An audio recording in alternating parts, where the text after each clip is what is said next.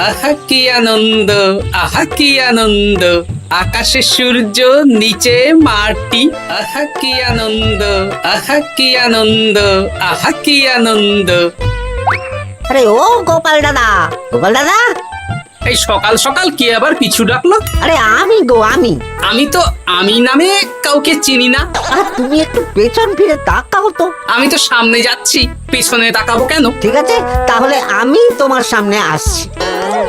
আরে দৌড়াচ্ছ কেন? হ্যাঁ, আরে দাঁড়াও দাঁড়াও বলছি, দাঁড়াও, নইলে কিন্তু আমি মহারাজের কাছে যাব। হ্যাঁ, ও ভোলা তুমি? আরে আগে বলবে তো, আমি করছিলে কেন? একদম কথা ঘোরাবে না গোপাল দাদা। এবার বলো কি বলছি। দেখো, আমি তোমাকে আগের বছর 50 মোহর ধার দিয়েছিলাম। এ কি, তোমার তো মিষ্টির দোকান, ধার দিলে তো লোকে ছুরি কাঁচি ধার দেয়, আর তুমি মোহরে ধার দেওয়ার ব্যবসা শুরু করেছো কবে থেকে বলো দেখি? আবার কথা ঘোরানো শুরু করেছো। হ্যাঁ, আমি এবার কিন্তু সত্যি মহারাজের কাছে যাব। আরে মজা করছি তো। আরে বারবার আমাদের মধ্যে মহারাজকে টেনে আনার কি দরকার বলো তো? সে না হয় টানলাম, তবে তুমি ওই আমার 50 মোহর সুদ সহ কবে ফেরত দেবে বলো তো? আর কিন্তু তোমার হাতে ওই 1 সপ্তাহ সময় আছে। হ্যাঁ, 1 সপ্তাহ মানে কতদিন ভাই? 7 দিন, 7 দিন। 7 দিন? আচ্ছা 7 দিন মানে কত ঘন্টা? 24 গুণ 7, মোট ওই 168 ঘন্টা। ও, অনেক সময় আছে। দেখো গোপাল দাদা, তোমার সাথে কিন্তু আমার ওই কাগজে কলমে লিখিত পড়িত আছে। হ্যাঁ, যদি ওই সময়ের মধ্যে তুমি আমার কাছ থেকে নেওয়া ওই অর্থ আমাকে ফেরত না দিতে পারো, তাহলে কিন্তু তোমার ওই বাড়ি ঘর সব আমার হয়ে যাবে। হ্যাঁ, হ্যাঁ হ্যাঁ, মনে আছে মনে আছে। এখন রাজসভায় যাই, 168 ঘন্টা পেরিয়ে গেলে চলে এসো, কেমন? বেশ, কথাটা মনে থাকে যেন। হ্যাঁ, তখন আর কিন্তু কোনো চালাকি করতে যাবে না, আমি সোজা মহারাজকে বলে দেব। ঠিক আছে ঠিক আছে।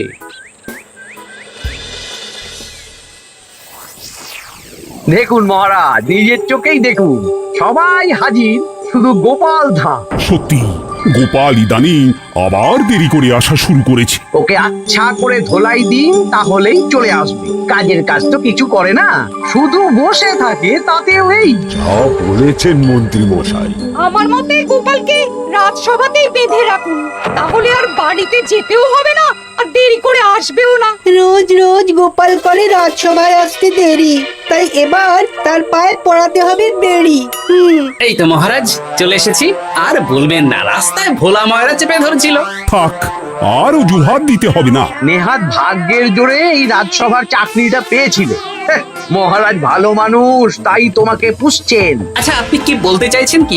আমি বলতে চাইছি যে মহারাজ যদি তাড়িয়ে দেন, তাহলে তোমার কি কিছু করে খাওয়ার যোগ্যতা আছে গোপাল? আপনার নিজের যোগ্যতা আছে? আছে বলেই মুখ ফুলিয়ে বলছি।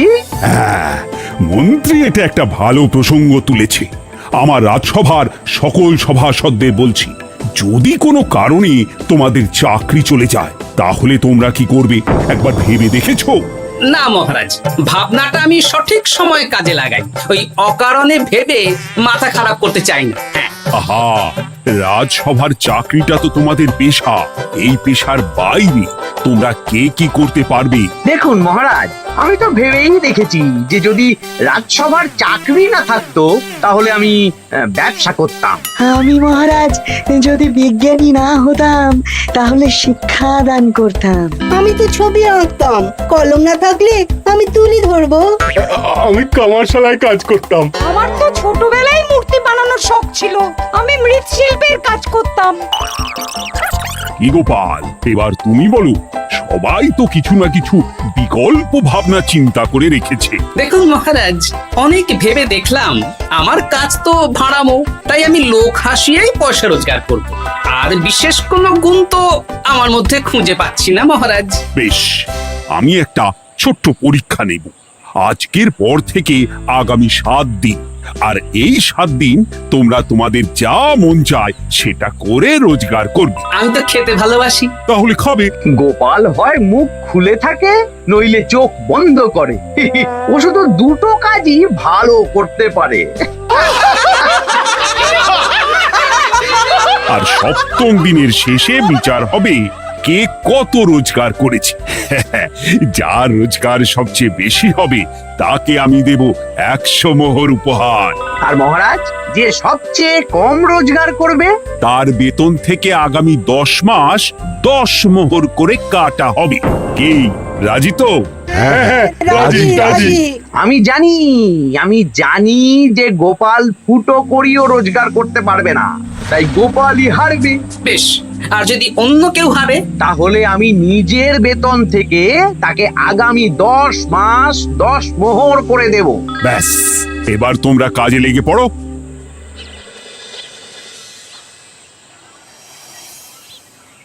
এ কি গিন্নি, আজকেও নিরামিষ? হ্যাঁ, আজকেও নিরামিষ খেতে হয়। হ্যাঁ, রোজই তো কিছু না কিছু একটা লেগে আছে তোমার। আমাদের পুরো শরীরটাই তো আমিষ। হ্যাঁ, তাহলে আমিষ খেতে বাধা কিসের বলো দেখি? বেশি তর্ক করতে হবে না বাপু, তা তোমাকে ডিম বানিয়ে দেবো। হ্যাঁ, না, আমি মানুষই ঠিক আছে গিন্নি। আরে তোমাকে ডিম বানাবো বলেছি নাকি? আমি বললাম তোমার জন্য ডিম বানিয়ে দেবো। জন্যটা তো বলনি তখন। আরে তাড়াতাড়ি দাও, তাড়াতাড়ি দাও। এখন কদিন শুধু খাবো আর ঘুমাবো, 7 দিন ছুটি। ছুটি মানে? সেসব পরে বলবো গিন্নি। যাও গিয়ে ডিম সেদ্ধ বসাও।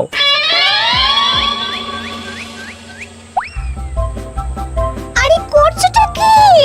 বাড়িতে যা মোহর আছে সব তুলে কোথায় নিয়ে যাচ্ছ? আড়ত বাজারে। কেন কেন? তুমি আড়তে গিয়ে কি করবে? আড়তটাই কিনে নেব। কেন? তাহলে খোলা বাজারের সব ব্যবসায়ী আমার কাছে আসতে বাধ্য হবে, আর আমি ভালো মুনাফা রেখে সব বিক্রি করব। এ কি? রাজবাড়ির সুখে চাকরি ছেড়ে দিলে নাকি? না না না, এখন 1 সপ্তাহ ব্যবসা করে মহারাজের কাছে আমার যোগ্যতা প্রমাণ করব। সব পরে বুঝিয়ে বলবো। হ্যাঁ, আমি আপনাকে সব শিখিয়ে দেব। তাহলে ভাই ওই আগামীকাল সকাল থেকে কাজে লেগে পড়বো, কেমন? তাহলে বুঝতে পারলেন তো যে কি করতে হবে? হ্যাঁ হ্যাঁ জমিদার মশাই, কবিতা লেখা যেমন আমার পেশা, তেমনি চিত্রশিল্প আমার নেশা। তাহলে তো আর কোনো চিন্তাই নেই। আশা করি খুব সুন্দর ছবি আঁকবেন। আপনি 1 সপ্তাহ পর এই মন্দির চিনতেই পারবেন না। এই নিন আপনার জন্য 50 মোহর অগ্রিম। মন্দিরের চিত্রকলা শেষ হয়ে গেলে আরো 50 মোহর দেব, ঠিক আছে? বেশ।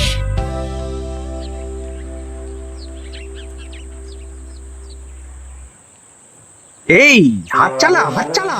হাত পা সবই তো চালাচ্ছি মন্ত্রী মশাই। আপনি এত শাকসবজি আনাজ দিয়ে করবেনটা কি? আমি এখন 7 দিন কৃষ্ণনগরের বাজার নিয়ন্ত্রণ করব, তাই সব জিনিসপত্র আড়ত থেকে আমি নিজেই কিনে নিয়েছি। এবার সাধারণ বাজারের দোকানদাররা আপনার কাছে আসবে। কাল সকাল থেকে শুধু মোহর গুনবো।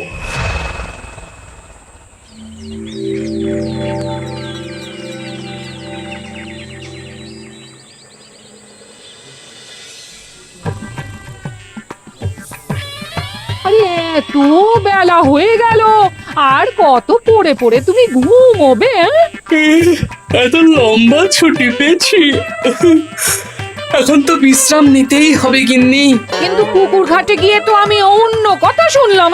তুমি আবার কি শুনেছো? তোমাদের মহারাজ নাকি বলেছেন আগামী 1 সপ্তাহ তোমরা সকল সভাসদেরা ওই সকল সভাসদেরা নিজের ইচ্ছে মতো কাজ করে রোজগার করব।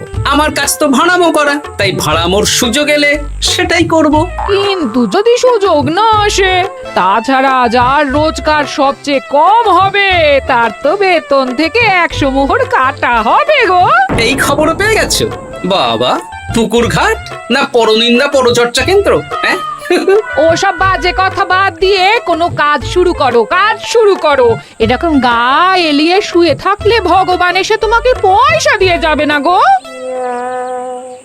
গোপাল দাদা, ও গোপাল দাদা, বলছি গোপাল দাদা, কি খবর গো? এই তো গতকাল তোমার সাথে কথা হলো, আজ একেবারে বাড়িতেই চলে এসেছো। তোমার যা হালচাল তাতে তো মনে হচ্ছে ওই কদিন পরে বাড়িটা আমারই হবে। আর সেই আশাতেই বসে থাকো। এই ভোলাময়রা এসেছে কেন গো?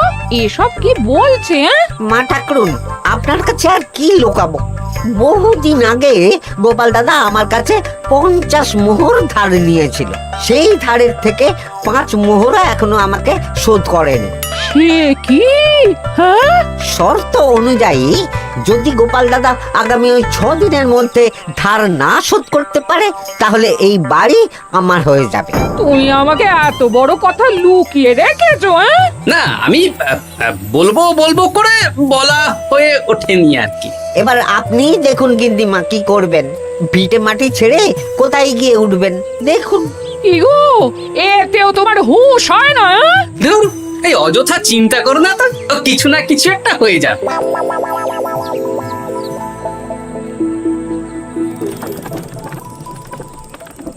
বাবা পণ্ডিত মশাই, আপনি তো এর মধ্যেই কাজ শিখে গেছেন। আমি তো ছোট থেকেই মাটির পুতুল বানাতে ভালোবাসতাম।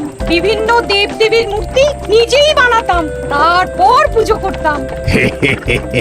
আমার পরম সৌভাগ্য আপনার মতন পণ্ডিত মানুষ আমার কুমোর শালায় কাজ করছেন। কোনো কাজই তো ছোট নয়।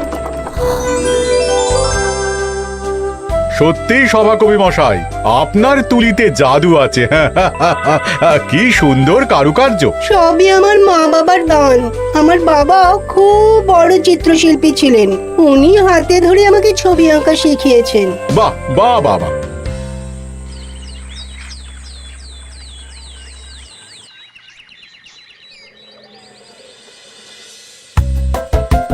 এই যে পুটি, আজকে তো একটা মজার জিনিস শেখাবো। কি জিনিস? নয়ের নামটা তো তোরা পড়েছিস, হ্যাঁ, বল তো। 9 একে 9, 9 দুগুণে 18, 3 9 27, 4 9 36। ঠিক আছে ঠিক আছে, এবার থাম। পুরো মুখস্থ। সে তো বুঝতেই পারছি। এবার মজার জিনিসটা দেখ। 9 কে 9, 9 দুগুণে 18, 18 মানে কি? 1 10 8। হ্যাঁ, এবার 1-এর সাথে 8 যোগ কর, কত হয়? 9 3 9 কত? 27। 2-এর সাথে 7 যোগ করলে কত হয়? 9 36-এর 3-এর সঙ্গে 6 জুড়লে 9। আরে বাস, দারুণ তো। হ্যাঁ হ্যাঁ। সত্যি বিজ্ঞানী মশাই, আপনি কি সুন্দরভাবে পড়া বোঝান। এটা তো আমার নেশা।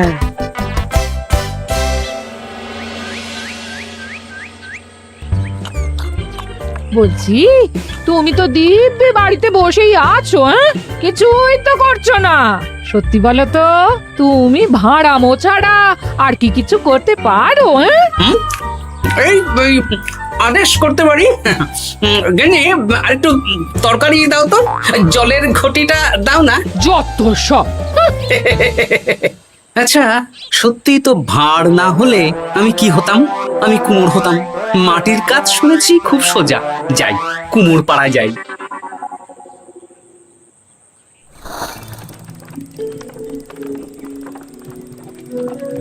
আমার কি সৌভাগ্য, রাজসভার দুজন সভাসদ আমার সঙ্গে কাজ করছে।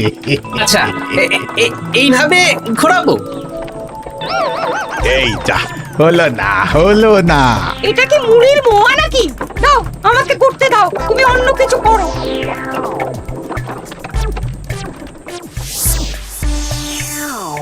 বলো গোপাল দাদা, কি দেবো? মুড়ির মোয়া, তিলের নাড়ু? আমি কিনবো না গো, বানাবো। হ্যাঁ, কি বানাবে? ওই মুড়ির মোয়া। কদিনের জন্য আমার একটা কাজ দরকার, বুঝলে? তা বেশ, তাহলে এসো, এই পিছনেই আমার কারখানা। গুড় মুড়ি সব রাখা আছে, বানাও। এই দেখো, এই যে গুড়ের হাঁড়ি আর ওই যে মুড়ির বস্তা, এবারে বানাও। বেশ। আমি তবে সামনে দোকানটা সামলাই।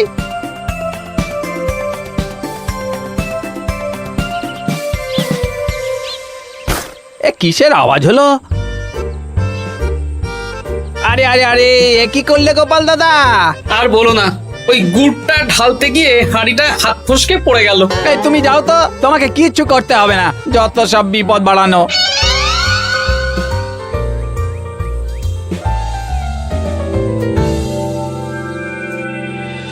তো তোমার দ্বারা কিছুই হবে না। হ্যাঁ, সত্যি তো, আমার দ্বারা যে কিছুই হবে না গিন্নি। তাহলে তুমি করবেটা কি? এমন করে বলো না গিন্নি, সবারই খারাপ সময় যায়।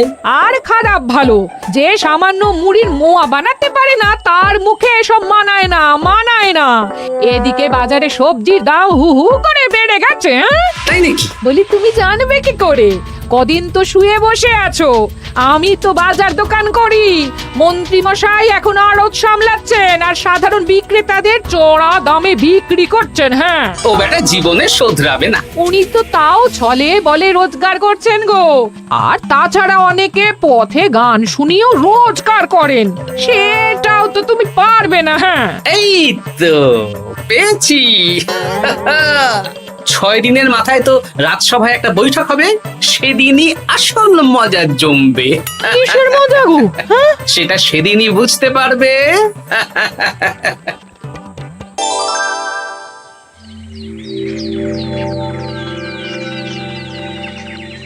তারপর বলো, আজ তো ষষ্ঠ দিন, আজ অবধি তোমরা কে কত কত রোজগার করেছো? মহারাজ, আমি এখনো অবধি 200 মোহর। বাহ বাহ বাহ, আমি মহারাজ 15 মোহর। হ্যাঁ, আমি 5 মোহর। বিভিন্ন বাড়িতে বাচ্চাদের পড়াচ্ছি, শিক্ষাদান করছি দিনরাত। সেনাপতি? আমি 10 মোহর পেয়েছি, আরো পাবো। আমি 50 মোহর অগ্রিম পেয়েছি, আরো পাবো আগামীকাল। বাহ বাহ বাহ, সবাই তো ভালোই রোজগার করেছো। আর গোপাল, তুমি বলো। মহারাজ, আমি এখনো অবধি কোনো রোজগার শুরু করিনি। আমি আগেই বলেছিলাম গোপাল একটা কানা করিও রোজগার করতে পারবে না। আসলে মহারাজ, আমি আজ সকালেই আমার প্রতিভা খুঁজে পেলাম। তোমার আবার কি প্রতিভা? আমি ভালো গান গাইতে পারি মহারাজ। আমার ছোট্টবেলার ইচ্ছে ছিল আমি রুদ্ধদ্বার সভা করব, গান গাইবো, আর দর্শক বা শ্রোতারা আমার গান শুনে আমাকে পয়সা দেবে। বাহ বাহ বাহ, তা শোনালি না কেন? আমি চাই আপনারা সবাই আমার বাড়িতে আসুন, আমার গান শুনুন। এই না না না না না, তোমার গান শুনে অর্থ ব্যয় করতে পারবো না গোপাল। যদি শোনাতে হয় তো বিনামূল্যে শোনাও। তুমি ভেবেছো কায়দা করে গান শুনিয়ে রোজগার করবে? সেসব চালাকি কিন্তু চলবে না। না মহারাজ, আমার গান শুনতে আসার জন্য একটা কানা করিও খরচ করতে হবে না। আমি বিনা পারিশ্রমিকে গান শোনাবো। বেশ, তাহলে কবে শোনাবে বলো? এখনই চলুন, শুভস্য শীঘ্রম। আবার যেতে হবে কেন? এখনই শোনাও। আমার আবার নিজের বাড়ি ছাড়া প্রতিভা বিকশিত হয় না। বেশ তো, এই কদিন টানা কাজ করেছি, তোমার গান শুনে মনটা যদি ফুরফুরে হয়ে যায় ভালো তো। চলো গোপাল। আসুন আসুন, সবাই ভিতরে আসুন, আসন পাতা আছে, সবাই বসুন।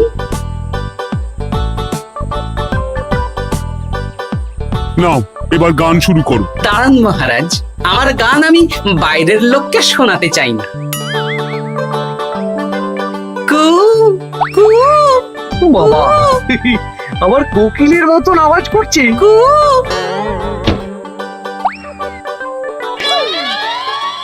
নাও নাও, শুরু করো।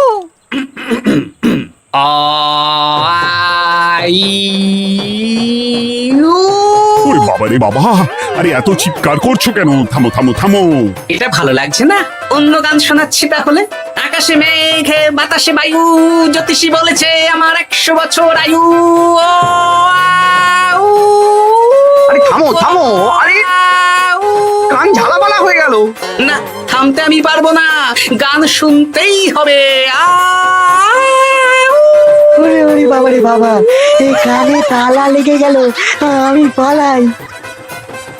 পালাতে পারবেন না, বাইরেও তালা দেওয়া আছে। বাইরে তালা খুলতে বলো। বাইরে বেরোতে হলে প্রত্যেককে 100 মোহর দিতে হবে। আমরা তো আগেই বলে দিয়েছি, তোমার গান শোনার জন্য কোনো পয়সা দিতে পারবো না। এটা তো গান শোনার জন্য নয়, বাইরে যাওয়ার জন্য। আমার গান শুনতে আসার জন্য কোনো অর্থ লাগে না। গান শুনে বাইরে বেরোতে গেলে অর্থ লাগবে, জনপ্রতি 100 মোহর মাত্র। কি জ্বালাতন! হয় দিন, নইলে আবার শুরু করছি। থামো থামো। আপনারা কি সবাই দেবেন, না এখানেই থাকবেন? এই আরে, আমার কাছে এখন 50 মতন মোহর আছে। আমার কাছে 5 মোহর আছে। সে আমি লোক পাঠাচ্ছি আপনাদের সবার বাড়িতে, পুরো অর্থ পাবো, তারপর সবাইকে ছাড়বো। আচ্ছা, এটা কি ঠিক করলে গোপাল? দেখুন মহারাজ, আমি কথা নিয়ে খেলি। সব সভাসদেরা 6 দিন খেটে যা না রোজগার করেছে, আমি শুধু বুদ্ধির জোরে আর ভাড়ামো করে ঘন্টা খানিকের মধ্যে তার থেকে বেশি রোজগার করে নিলাম। যদিও এখনো একদিন সময় আছে। সত্যি গোপাল, তোমার বুদ্ধির জবাব নেই। মন্ত্রী মশাই, যে সবচেয়ে কম রোজগার করবে আপনাকে কিন্তু তাকে আগামী 10 মাস 10 মোহর করে দিতে হবে। হ্যাঁ নয় হ্যাঁ, এরকমই তো তুমি মুখ বড় করে বলেছিলে। গিন্নি কই গো, ভোলাকে ডেকে আনো, ওর ধার আজকেই শোধ করে দেব। হ্যাঁ যাচ্ছি। হ্যাঁ, আমরাও যাচ্ছি। গোপাল, কালকে রাজসভায় এসে তোমার পুরস্কারের অর্থটাও নিয়ে যেও। সে তো নিশ্চয়ই।